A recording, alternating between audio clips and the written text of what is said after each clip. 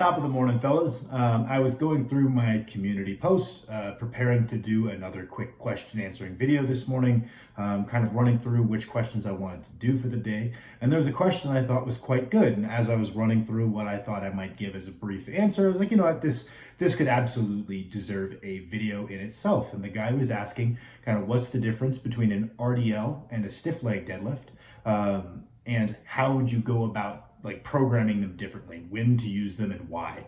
And I thought that would make a phenomenal video. So we're gonna cobble together just a couple of my main points, and this will be my video for the day. I hope you guys enjoy it.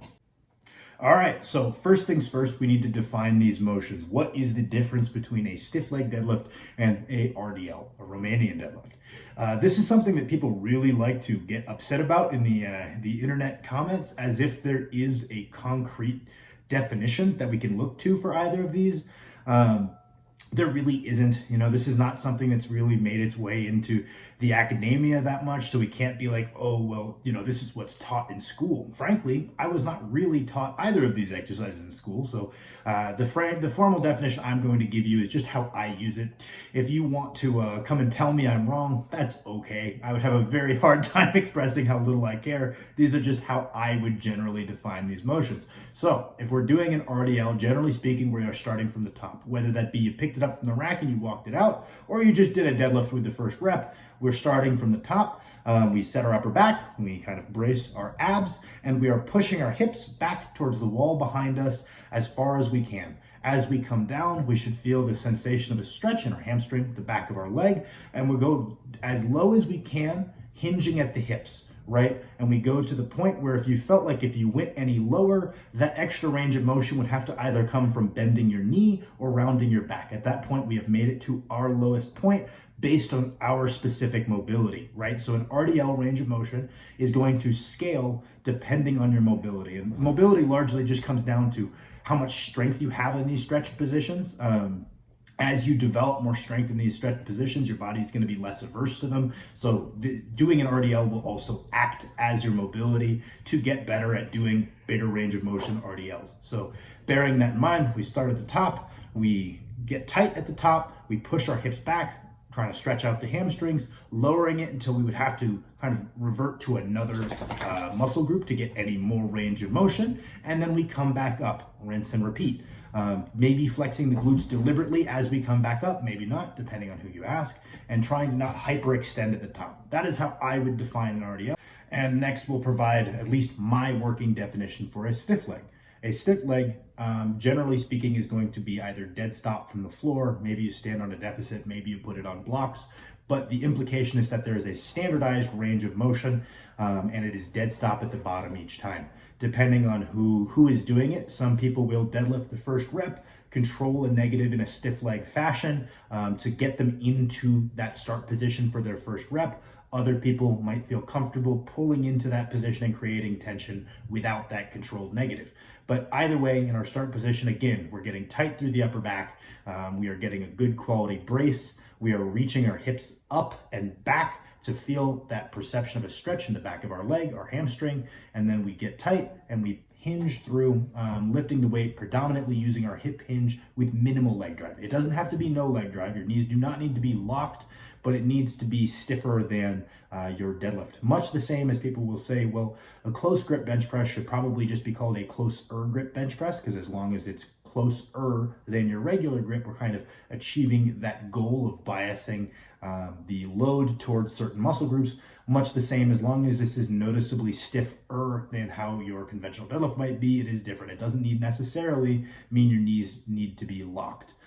We pick the weight up, maybe get some air at the top, kind of refortify our upper back, refortify our brace, and then much the same as the mechanic of the RDL, we are going to then reach our hips back towards the wall behind us, lower, lower, lower, lower, until we reach the floor.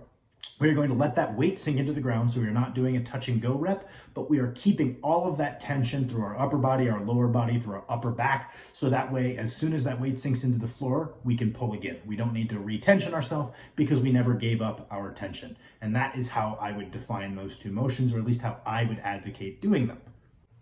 All right, so next we are going to run over the pros and the cons of the RDL and just some general recommendations that I might make for at least how I would recommend you use it.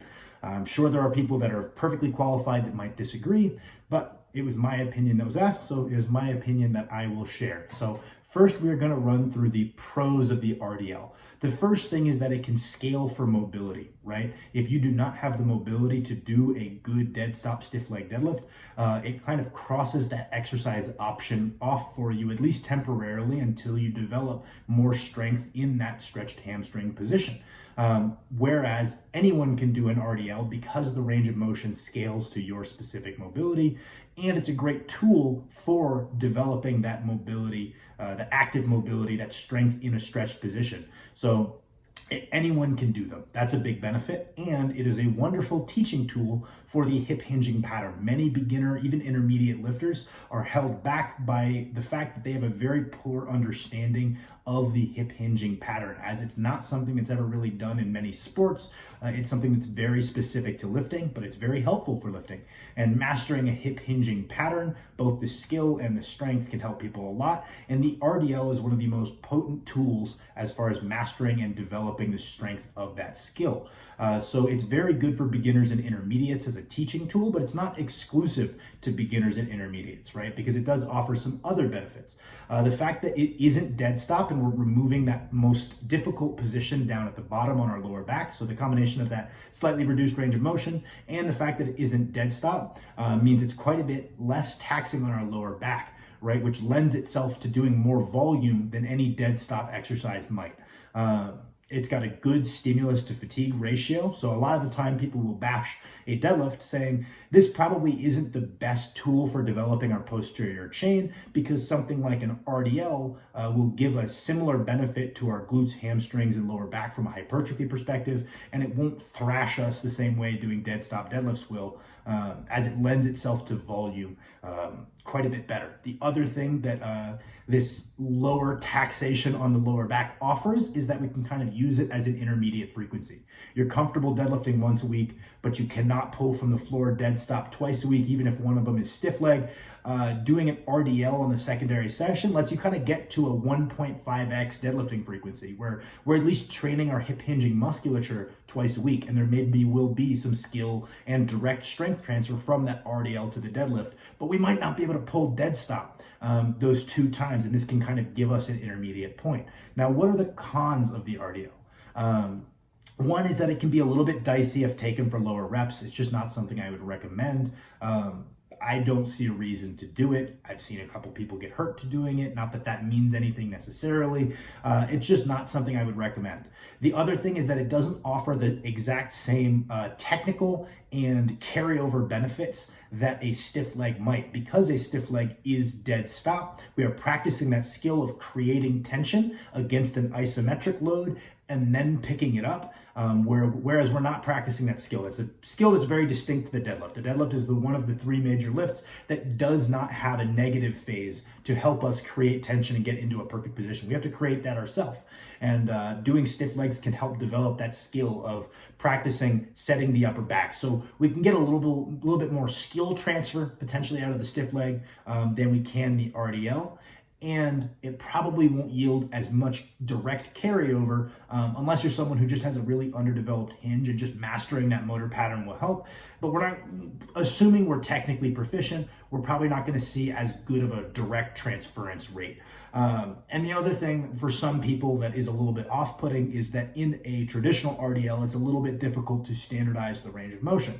And that is, it is what it is. You can kind of get over that if you're disciplined, but those would be the cons. As far as how I would generally recommend using the RDL, I would generally perform RDLs anywhere from 5 to 12 reps. Usually I would be using these with a hypertrophy focus, so maybe either throwing them after you do your deadlifts as our posterior chain hypertrophy focused motion. If your lower back can handle it at that point, it's not too taxed from the deadlifts from the floor. It offers a great tool as far as our lower body hypertrophy motion as far as developing our deadlift.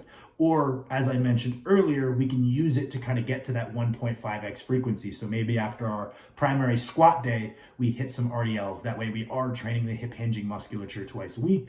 And let's say we're not really deadlifting past 5 reps. This can kind of help fill in that gap of a motion that's pretty specific to the deadlift performed for a little higher reps. So we are seeing appreciable hypertrophy with time in the muscles associated with the deadlift, because we're not necessarily using the deadlift itself to do so as we might with a squat or a bench. So that would be my general recommendation, somewhere between 5 to 12 reps, 1 to 2 times a week, with the focus being hypertrophy of the posterior chain.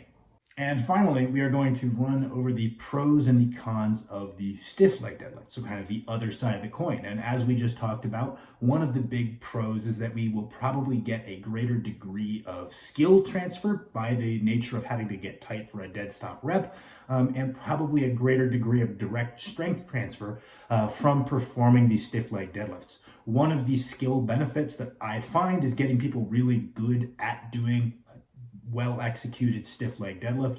Also seems to help people develop their slack pull mechanic, because usually people will pull slack from a more of a stiff leg position and then keep that slack pulled, drop their hips into position and go. So developing that ability to pull from that high hip position pretty directly for some people can translate into having a better slack pull. So that's one of the benefits we're looking at.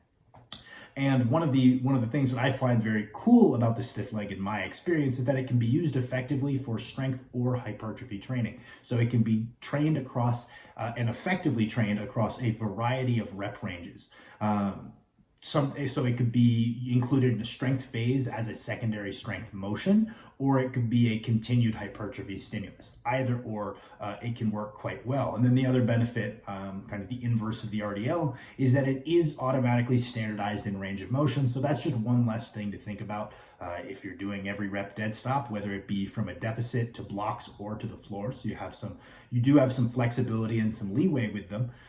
Then you know the range of motion is the same each time. What are the cons of the stiff leg deadlift? The first is that there's kind of a higher barrier to entry to a good stiff leg deadlift than there are others, because we have these mobility requirements that we potentially need to hit before we really are working them much. And I would say it's a little bit higher of a skill motion. Everything falls on this compendium of, Josh Bryant likes to say smart motions and dumb motions. And smart motions you got to train more often because they're more technical. Dumb motions are more just based on your physical strength and less skill, so they don't need to be as trained quite as often. I would say they're a little bit of a smarter lift.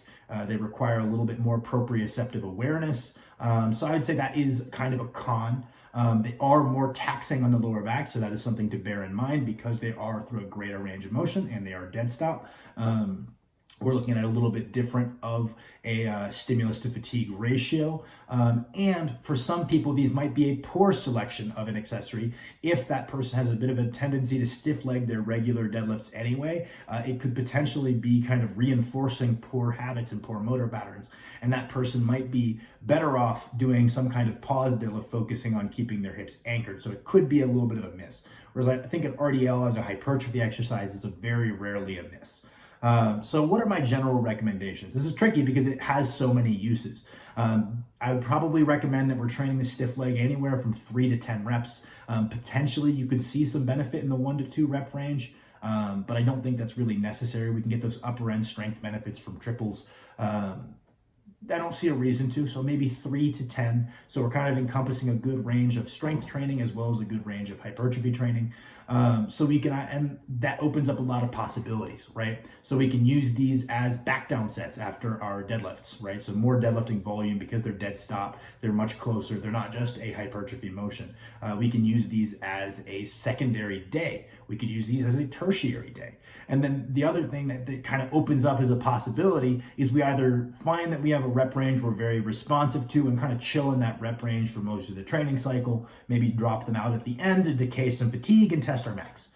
That's totally valid. Maybe sets of 5 are great for us, sets of 8 are great for us, whatever it might be. We kind of chill at that for the most part, fiddling with our loading, fiddling with how many sets we're doing. Or because this exercise works well across a variety of rep ranges, we can actually periodize this exercise very similarly to how we might be doing our deadlifts as well. So almost peaking the stiff leg deadlift alongside our regular deadlift. So maybe beginning of the block, we're hitting sets of 8. Middle of the block, we're hitting sets of 5. And then towards the end of the block, we're tapering down and we're hitting heavy triples to kind of present our body more means of trying to tell ourselves to peak and get really efficient at moving maximum weights rather than being good at putting in reps at sub-maximum weights. So that would be my general recommendations. If you guys have more videos that are like this, I'm sure they will get better with time. This is my first time kind of doing this format of video, so definitely a bit of a feeling out process, but thank you for watching.